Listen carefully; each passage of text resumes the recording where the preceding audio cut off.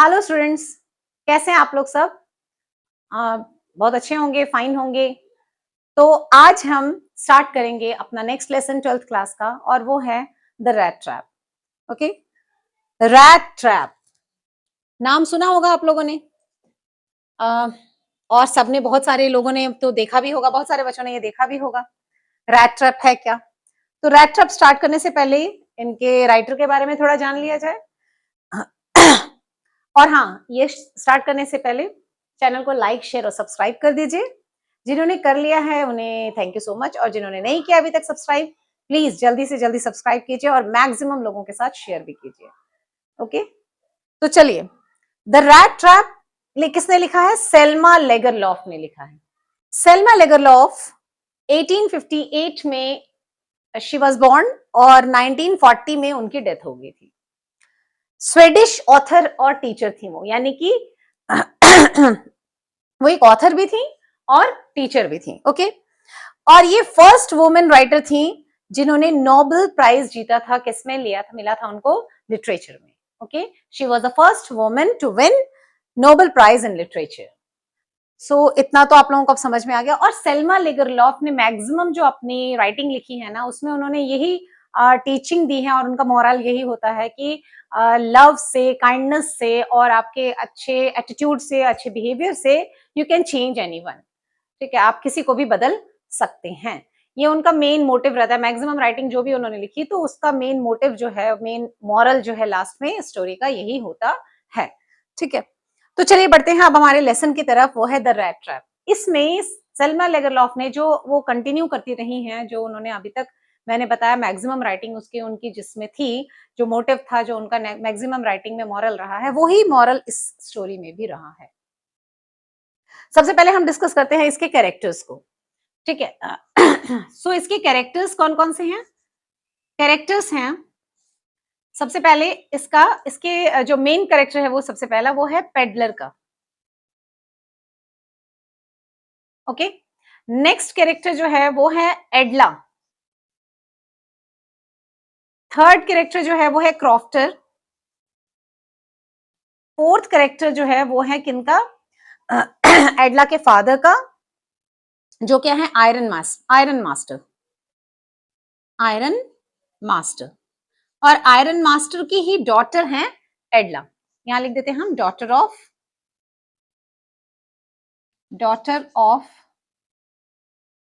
Iron master. Okay, peddler जो है हमारा द रैट ट्रैप में जो मेन कैरेक्टर है द पेडलर का, वो कौन है? वो क्या करता है? वो चूहेदानी होती है ना, जिसमें हम चूहे पकड़ते हैं, रैट ट्रैप जिसको कहते हैं, वो बेचता है। ठीक है, छोटे रैट ट्रैप्स बेचता है वो, लेकिन उससे उसका गुजारा नहीं हो पाता है। वो क्या करता है? उसके साथ साथ अपना गुजारा पूरा करने के लिए, अपने आप को सरवाइव करने के लिए, वो छोटी मोटी चोरियां भी करता है। ठीक है, और भीख भी मांगता है। तो इस तरीके से वो अपना पेट पालता है। बट उसका एक अपना नजरिया है दुनिया की तरफ। वो उसका मानना है कि ये दुनिया एक जाल है, जैसे कि रैट ट्रैप, वो जो रैट ट्रैप बेचता है ना, वो उसी तरीके से दुनिया को देखता है। वो कहता है कि जितनी भी मटेरियल चीजें हैं, मटेरियलिस्टिक चीजें हैं यहाँ पर दुनिया में, वो एक बेट की तरह। बेट क्या होता है? जो हम खाना रैट को फंसाने के लिए रखते हैं, उसको हम बेट कहते हैं। ठीक है, तो वो चाहे वो किसी फॉर्म में हो, चाहे वो किसी भी खाने की फॉर्म में हो, जो हम क्या नाम है इसका, फूड रखते हैं, उसको बेट कहा है। कि उस बेट में, उस लालच में, जब एक जैसे रैट फंस जाता है ना लालच में आके, और जैसे ही उस फूड को उस जाल के अंदर रखते हैं, जैसे ही रैट आता है उसको खाने, तो वो एक ट्रैप में फंस जाता है, उसी वक्त वो जाल में फंस जाता है, जहां से उसका वापस निकलना बहुत मुश्किल हो जाता है और कई बार नामुमकिन होता है। तो उसी तरीके से वो कहता है कि दुनिया जो है, पेडलर के अकॉर्डिंग, दुनिया जो है वो एक क्या है? वो एक रैट ट्रैप है। अगर हम उस बेट में, उस लालच में, उस मटेरियलिस्टिक चीजों में फंस गए एक बार, तो वो ये जो दुनिया है वो हमें ट्रैप कर लेगी, और ट्रैप करने के बाद उस रैट ट्रैप के अंदर हम फंस जाएंगे और इससे बाहर निकलना मुश्किल है, नामुमकिन है। ये उसका नजरिया है इस दुनिया के लिए, इस वर्ल्ड के लिए, लोगों के लिए।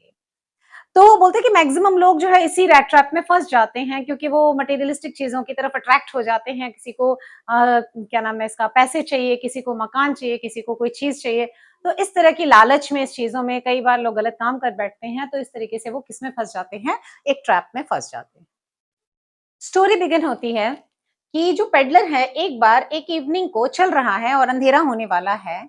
तो वो जब रोड से चल रहा है तो उसको जब अंधेरा होने लगता है तो वो क्या उसको एक कॉटेज नजर आता है, ग्रे कॉटेज नजर आता है, जहां पर वो सोचता है कि क्यों ना आज रात यहीं गुजार ली जाए। तो वो जाता है और उस ग्रे कॉटेज के बाहर वो नॉक करता है। वो नॉक जब करता है तो वहां पर एक पर्सन, एक आदमी बाहर आता है जो ओल्ड है, और वो क्या बताता है खुद को, वो एक क्रॉफ्टर है, जो मैंने आपको यहाँ पर बताया, क्रॉफ्टर। वो क्रॉफ्टर बाहर आता है, दरवाजा खोलता है और उसको बहुत खुशी से वेलकम करते हुए अंदर बुलाता है। इवन जो है वो नाइट स्टे के लिए वो राजी हो जाता है, क्योंकि उस क्रॉफ्टर के बीवी बच्चे कुछ नहीं है, वो अकेला है। तो अकेलेपन से वो बहुत ही बोर हो जाता है, तंग आता है, तो वो खुश हो जाता है जब वो किसी को देखता है एज अ विजिटर की कोई मेरे पास आया है। तो वो उसको वेलकम करता है, इवन उसको खाने पीने के लिए भी पूछता है, उसको सर्व करता है अच्छे से। खाने के बाद वो अपने बातें करते करते आपस में शेयर करते हैं बातें। तो वो बताता है, क्रॉफ्टर उसको बताता है कि इससे पहले वो है कहाँ काम करता था, कहाँ पर जॉब करता था। वो राम्सचो में जॉब करता था, राम्सचो आयरन वर्क में काम करता था, राम्सचो आयरन वर्क, ठीक है, वहां पर वो काम करता था। बट फिर उसके बाद वो कहता है कि मेरा गुजारा जो है किस पर हो रहा है, काऊ के ऊपर हो रहा है। एक काऊ, एक गाय है उसके पास जिसका दूध बेचकर, मिल्क सेल करके वो क्या करता है, वो कहता है मेरा गुजारा अच्छा हो रहा है। इवन वो बताता है कि मेरा मतलब इतना अच्छा चल रहा है बिजनेस, और उस काऊ मिल्क से मैं इतना अच्छा कमा रहा हूँ कि मेरे पास 30 क्रोनर, कितने, 30 क्रोनर। एक मिनट, आप लोग एक बार इसका स्क्रीनशॉट ले लीजिए तो मैं इसको मिटा के तो नेक्स्ट आगे बढ़ते हैं। फिर ले लिया, चलिए। तो वो बताता है उसको कि काउ मिल्क से जो वो बेचता है, उससे उसको, उसने कितना कमा लिया है, उसके पास 30 क्रोनर उसने जमा भी कर लिए हैं। एंड देन जब उसने ये बात कही तो देखा कि जो पेडलर है वो थोड़ा सा डाउटफुल नजरिए से, डाउटफुल वे से उसको देखता है।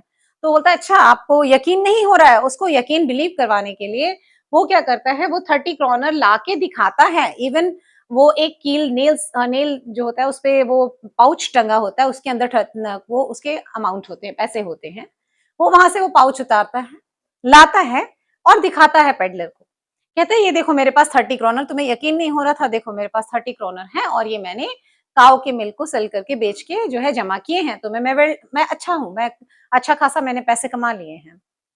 अब वहां से पेडलर जो है वो क्या सोचता है, उसको दिमाग में आ जाता है कि एक अच्छा से अच्छी जगह है जहां से वो क्या कर सके, इस 30 क्रोनर को स्टील कर सके या चुरा सके, ले सके। अब उसके उस टाइम वो उसको कुछ नहीं बोलता और वो 30 क्रोनर वो वापस उसमें रख के पाउच में वो वही नेल पर टांग देता है और दोनों सो जाते हैं। नेक्स्ट मॉर्निंग पहले क्रॉफ्टर उठता है और फिर वो उसे भी उठाता है, क्योंकि उसको सुबह सुबह कहाँ जाना होता है, वहीं काऊ के पास अपने बिजनेस को देखने के लिए वहां जाना होता है। तो वो उसे उठाता है और उसको अच्छे से गुड बाय वगैरह कहते हैं एक दूसरे को। वो भी उठता है पेडलर, और दोनों अपने अपने रास्ते निकल पड़ते हैं। पहले क्रॉफ्टर जाता है, उसके क्रॉफ्टर के सॉरी पहले पेडलर निकलता है और फिर क्रॉफ्टर निकलता है, और दोनों अलग अलग रास्तों पे अपने निकल जाते हैं एक दूसरे को गुड बाय कहते। But just just half an hour के बाद, कितने, हाफ एन आवर, आधे घंटे के बाद कौन आता है, आफ्टर हाफ एन आवर जो पेडलर है वो वापस आता है। ठीक है, पेडलर वापस आता है, क्या सोचकर कि अब वो 30 क्रोनर वो घर पे नहीं है और उसे पता था वो कहां रखा हुआ है, तो वो 30 क्रोनर वो चुरा के ले जाएगा, just to steal that 30 kroner. अब वो वहां आता है और विंडो से अच्छे तरीके से वो उस विंडो को तोड़ता है, खिड़की को क्या नाम है, शीट ग्लास को तोड़ता है और आराम से वो निकालता है। वहीं पाउच की नेल जो है उसी विंडो के पास होती है, तो वो आराम से अपना हाथ अंदर करता है नेल और वो निकाल लेता है 30 क्रोनर पाउच लेता है और वहां से निकल जाता है। अब वो निकल गया वहां से और वो चल रहा है, रास्ते में चलते चलते चलते अब वो ये सोचता है कि अगर मैं पब्लिक रूट इस्तेमाल करूंगा जाने के लिए तो माइट भी पुलिस मुझे पकड़ ले या कोई ऐसा सुराग कहीं से पता चल जाए तो वो पुलिस मुझे अरेस्ट कर सकती है। तो पब्लिक में इस्तेमाल ना करते हुए वो चूज करता है कहां से, फॉरेस्ट का रास्ता, जंगल का रास्ता, कि मैं यहां से चलता हूँ। अब वो चल रहा है, चल रहा है, चल रहा है, चल रहा है, चल रहा है, चल रहा है। बट वो एवरी टाइम जब भी वो देखता है खुद को, तो वो देखता है कि अरे मैं जहां से शुरू कर रहा हूं मैं वहीं आके खड़ा हो रहा हूँ। तब वो रियलाइज करता है, वो उसे क्या महसूस होता है, वो रियलाइज करता है कि मैं भी शायद, मेरे लिए भी वो चीजें जो 30 करोड़ थी वो एक बेच का काम कर गई, और मैं रैट ट्रैप में आखिरकार आ ही गया, फंस ही गया। अब इधर से बाहर निकलना नामुमकिन है। इवन दो कि वो ये फील करने लगता है कि वो अब उसकी जिंदगी का आखिरी पल है, आखिरी टाइम है, वो इतना एग्जॉस्ट हो जाता है, वो बोलता है कि बस ये लास्ट टाइम है और अब वो इससे आगे नहीं जा सकता, अब वो बाहर नहीं जा सकता। ये फॉरेस्ट उसको क्या करने लगने लगता है, एक ऐसा कैद महसूस होता है, एक ऐसे जेल टाइप की महसूस होती है उसको कि जिससे बाहर निकलना नामुमकिन होता है। एग्जॉस्ट होने की वजह से वो वहीं गिर जाता है नीचे। और जब वो गिरता है तो थोड़ी देर के बाद उसको उस थोड़े अनकॉन्शियस लेवल पे उसे क्या सुनाई दे रही है, थंपिंग की आवाज सुनाई दे रही है। और वो साउंड आ रहा है, वो किस चीज का है, वो लोहार जो नहीं हथौड़े वगैरह से वो थंप करते हैं, पीटते हैं उसको, लोहे को, उसकी आवाज आ रही है। वो उठता है, सारी स्ट्रेंथ अपनी लगाता है, वापस से मतलब कोशिश करता है, खड़ा होता है, और वो उस आवाज को फॉलो करने लगता है। इस तरीके से करते करते अब रात हो गई है, ठीक है। वो उस आवाज, क्योंकि ऑलरेडी जो है वो फंस चुका था जब, तो ऑलरेडी अंधेरा हो रहा था, अब रात हो गई है। अब वो आवाज को फॉलो करता हुआ कहाँ पहुंचता है, जब वो पहुंचता है तो वो देखता है कि वो क्या है, वो एक आयरन वर्क के पास पहुंच जाता है, जहां पर आयरन का काम चल रहा है, ठीक है। अब वहां पर क्या है, जो है चार आग जली हुई है, आगे पीछे लोग बैठे हुए हैं, सब बैठ के बातें कर रहे हैं, गप्पे मार रहे हैं। और वहां पर जब वो वहां पहुंचता है तो वो एक राहत की सांस लेता है। एंड देन वो सिर्फ एक, वहां पर जो आयरन मास्टर बैठा होता है, आयरन मास्टर, ठीक है, एडला के फादर, आयरन मास्टर से वो जस्ट परमिशन लेता है कि क्या वो यहाँ स्टे कर सकता है। तो आयरन मास्टर बातों में इंगेज है, वो भी बातें कर रहा है, बिजी है, तो वो जस्ट हाँ में सर हिलाता है। और वो जाके जो पेडलर है वो, और पेडलर, और हम इसको वेगाबॉन्ड भी कहते हैं, वेगाबॉन्ड मीन्स जो इधर उधर घूमते हैं, कुछ भी बेचते हुए घूमते फिरते रहते हैं, वॉन्डर करते हैं, उसको वेगाबॉन्ड कहते हैं। तो पेडलर जो है वहां जाकर क्या करता है, आराम करने लगता है, लेट जाता है अंदर जाकर। जब वो लेट जाता है, जब आयरन का काम, जब वो जो रात हो जाती है ज्यादा, तो अब क्लोजिंग का टाइम होता है, वो सब कुछ बंद करके सब चले जाते हैं। तो जो आयरन मास्टर है वो विजिट कर रहा है, वो लास्ट राउंड ले रहा है, किससे, राउंड राउंड ले रहा है अपने उसका आयरन वर्क का पूरा राउंड ले रहा है कि वहां सब कुछ सेफ है, सही है। जब वो राउंड ले रहा है तो वहां वो पेडलर के पास पहुंचता है, और पेडलर को देख के वो मिस्टेक हो जाती है उससे। वो क्या समझता है, वो समझता है आ, कि पेडलर जो है उसका एक पुराना जो है रेजिमेंटल फ्रेंड है, रेजिमेंट, उसके रेजिमेंट में, क्योंकि वो भी जो है वो रिटायर्ड होता है, एज अ सोल्जर वो वर्क करता है, और वो आयरन मास्टर वो रिटायर हो चुका होता है।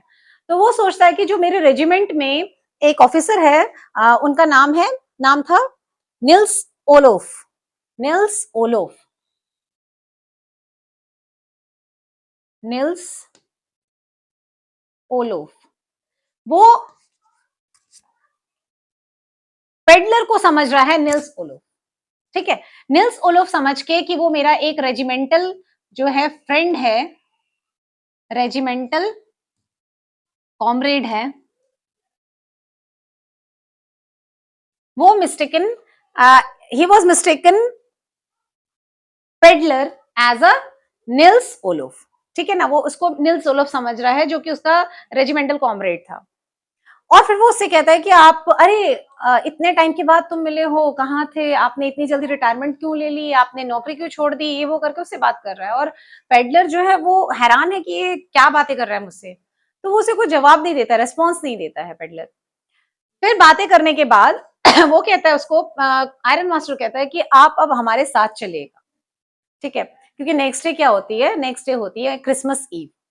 तो वो कहता है कि नहीं, आज आप, अब आप हमारे साथ चलिए, और आप हमारे साथ ही, आप क्या करेंगे, क्रिसमस जो है सेलिब्रेट करेंगे।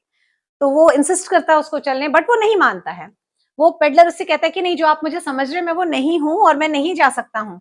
बट वो बहुत इंसिस्ट करता है, एंड देन पेडलर जब नहीं मानता है तो वो घर चला जाता है, आयरन मास्टर घर जाता है। और जब वो घर जाता है, बाद में थोड़े टाइम के बाद वहां पर उसकी डॉटर एडला आती है। एडला उन्हें उसे मनाती है, किसको मनाती है? एडला मनाती है पेडलर को कि वो उसके साथ घर चले। और जब वो मतलब काइंडली और पोलाइटली जब उससे रिक्वेस्ट करती है एडला, तो एडला को वो मना नहीं कर पाता है और वो एडला के साथ चल पड़ता है।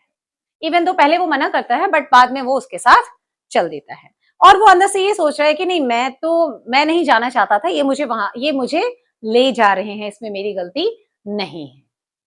अब वो घर पहुंचते हैं। घर पहुंचने के बाद जो है वो पेडलर जो को मतलब सर्वेंट से कहते हैं कि वो सारा कुछ अरेंज करे, खाना वाना सब अरेंज करे। वो खाना वाना अच्छे तरीके से पेट भर के खाता है वहां पे। और उसके बाद जो है उसको क्या प्रोवाइड किया जाता है, उससे कहा जाता है कि आप फ्रेश हो जाइए। फिर उसको नहाता है, अपने शेव वेव करता है, एवरीथिंग जो है परफेक्टली डन हो जाता है। और उसके बाद उसे अपने एक ड्रेस जो है वो आयरन मास्टर दे देते हैं पहनने के लिए। अब वो जब फ्रेश होके, तैयार होके, रेडी होके जब वो नीचे आता है, तो कौन? आयरन मास्टर उसको देखकर शॉक्ड हो जाता है, क्योंकि अब पहले तो वो उसकी कंडीशन ही अलग थी ना। अब आयरन मास्टर ने जब उसको देखा, ही वाज शॉक्ड कि ये कौन है? कौन है भाई? कौन आ गया हमारे घर पे? तो जब वो शॉक हो जाता है, तो वो बोलता है तुम कौन हो? तो वो पेडलर उसे बताता है कि आपने मुझे यहाँ लाया। तो ये कहता है, आयरन मास्टर कहता है कि नहीं, तुम एक चोर हो, तुम ऐसे हो वैसे हो, तुम कैसे आ गए हमारे घर में इससे पहले कि मैं पुलिस बुलवाऊं, चले जाओ यहाँ से, दफा हो जाओ, ये वो एक्सेट्रा एक्सेट्रा।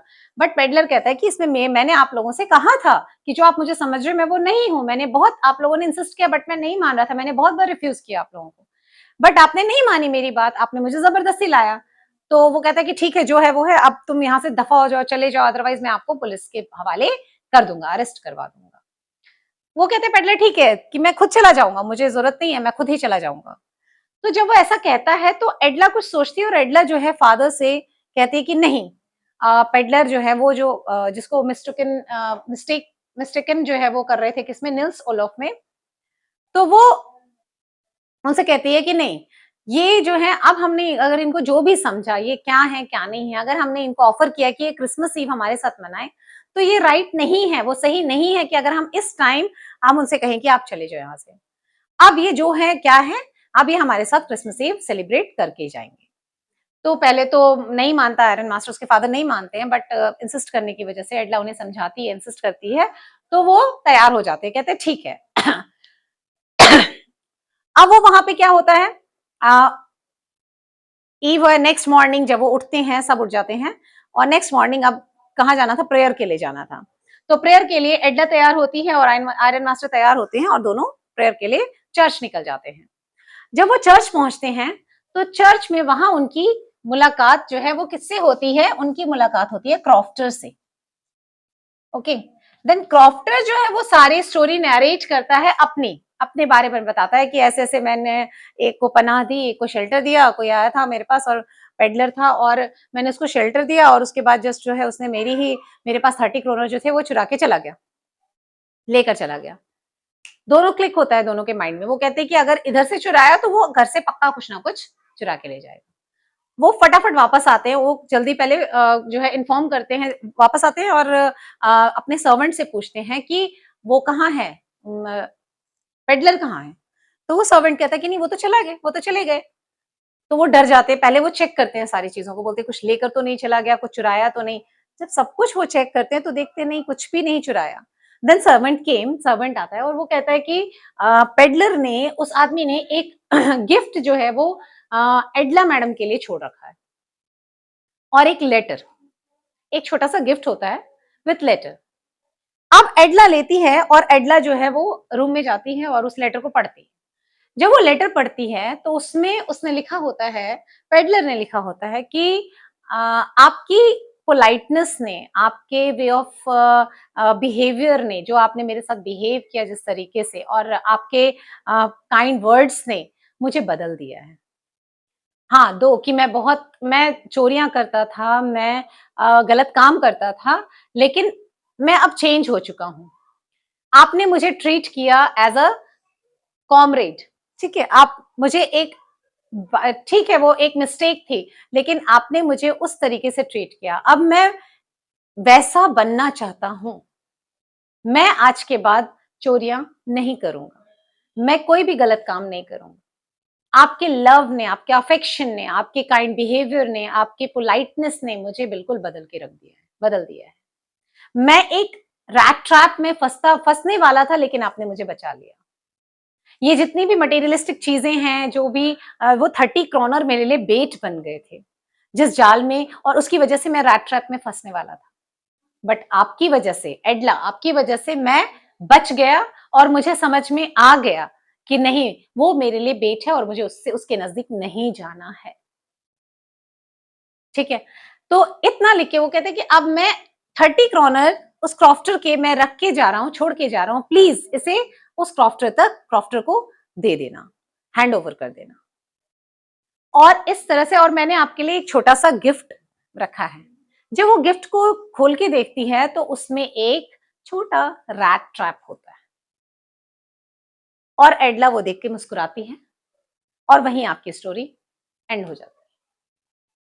तो क्या था आखिरकार, सेल्मा लेगरलॉफ ने क्या बताया? लास्टली यही बताया ना जो उनका हमेशा से मोटिव रहा है, हर राइटिंग में उनके ये मोटिव रहा है, जो मोरल रहा है यही कि काइंडनेस, आपकी पोलाइटनेस, आपके लव, आपके अफेक्शन से, हाँ, आप किसी को भी चेंज कर सकते हैं।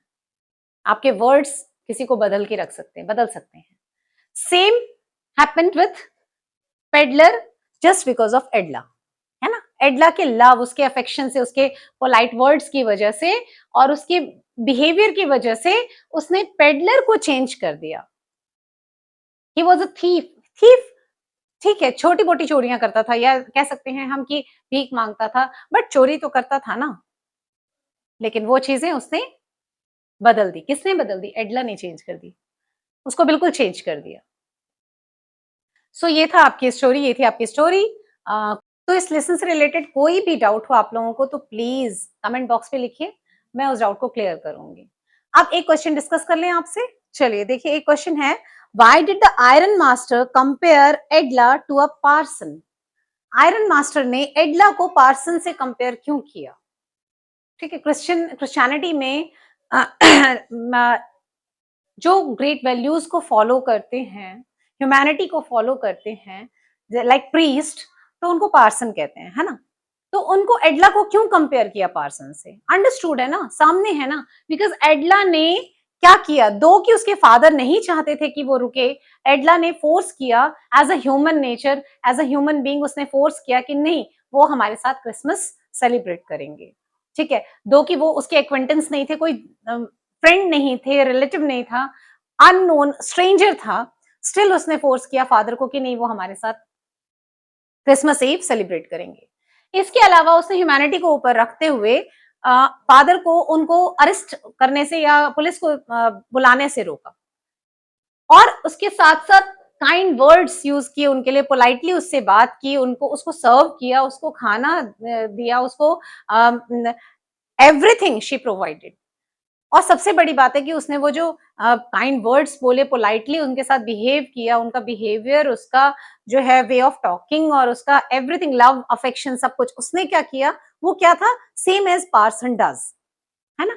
जैसे कि पार्सन करते हैं, जब आप उनके पास बैठेंगे, उनसे बात करते हैं, तो वो आपसे पोलाइटली बात करेंगे, आपकी प्रॉब्लम्स को समझेंगे, आपको वैल्यूज बताएंगे, उनके वैल्यूज ऊपर होते हैं, हाई हाई होते हैं। वो वैल्यूज किसने फॉलो किए? वो एडला ने फॉलो किए। तो इसलिए पार्स पेडलर ने एडला को पार्सन से कंपेयर किया। उसके बाद आप करेक्टर स्केच जो है लिख सकते हैं, पेडलर का भी, एडला का भी, और आयरन मास्टर का भी। और हाँ, बहुत बार मैं समझा चुकी हूँ कि करेक्टर स्केच में आप लोगों को सबसे पहले क्या करना, अगर फिजिकल करेक्टर किसी का दिया हुआ है, या उसका कोई ऐसा बिहेवियर पर्टिकुलर दिया हुआ है, तो वो आप पहले मेंशन कीजिए।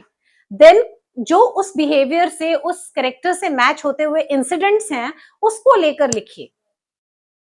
ठीक है, कंप्लीट स्टोरी या समरी मत लिखिए, वो जरूरत नहीं है।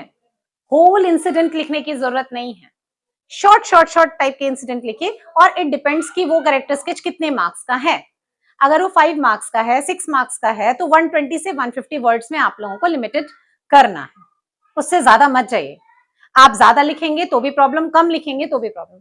आप अगर 120 टू 150 वर्ड्स बोला है, तो आप उसी में अपने जो है आंसर्स को जो है वो खत्म कीजिए, एंड अप कीजिए। एक्सेस एक्स्ट्रा लिखने से आप सोचेंगे एक्स्ट्रा मार्क्स मिलेंगे, ऐसा नहीं होता बेटा। इंग्लिश में टू द पॉइंट लिखिए और कोशिश कीजिए क्वेश्चन को अच्छे से समझ के उसके बाद पूरा करने के लिए। क्वेश्चन कुछ पूछ रहा होता है, आप आंसर कुछ देते हैं, नहीं समझ में आया तो समरी लिख देते हैं। ऐसा नहीं है, क्वेश्चन को रिलेट कीजिए, जो स्टोरी आपने समझी उससे रिलेट कीजिए। सब कुछ आपको मैंने बता दिया स्टोरी में, कुछ भी नहीं बचा। तो जब आप रिलेट करेंगे, दिमाग में रिमाइंड करेंगे, अच्छा मैम ने यही बताया था, यही बताया था इसके बारे में, तो आपको कोई प्रॉब्लम नहीं होगी आंसर करने में। स्टिल अगर आप लोगों को कोई प्रॉब्लम होती है, कुछ आंसर्स हैं जो आप चाहते हैं कि मैं आपको यहाँ बताऊं, समझाऊं, तो प्लीज क्वेश्चन लिखिए, कमेंट बॉक्स पे टाइप कीजिए, मैं समझाऊंगी, मैं बताऊंगी आप लोगों को किस तरह के क्वेश्चंस आप लोग समझना चाह रहे हैं। हाँ, ओवरऑल मैं लास्ट में जब लेसन सारे हो जाएंगे खत्म, तो मैं आप लोगों को फिर क्वेश्चन पैटर्न्स वगैरह डिस्कस करूंगी आप लोगों के साथ, और भी जो है सैम्पल पेपर्स कुछ जो होंगे वो भी हम डिस्कस करेंगे। तो इस तरीके से आप लोगों की प्रैक्टिस भी हो जाएगी। बट स्टिल अगर कोई कंफ्यूजन है तो प्लीज लिखिए कमेंट बॉक्स पे, मैं आपकी प्रॉब्लम को सॉल्व करूंगी। तो इसी के साथ लेसन यहीं फिनिश करते हैं। मिलते हैं आप लोगों से नेक्स्ट लेसन में। तब तक के लिए take care, bye bye and अरे भाई प्लीज लेसन को रीड जरूर किया कीजिए। Okay, take care, bye bye.